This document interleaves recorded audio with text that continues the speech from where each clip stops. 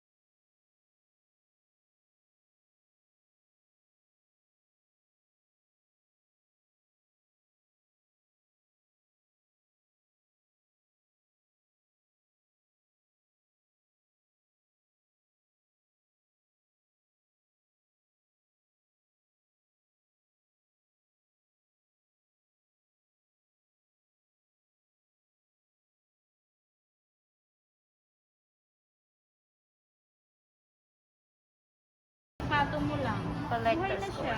Tapos isprayan mo lang once a month.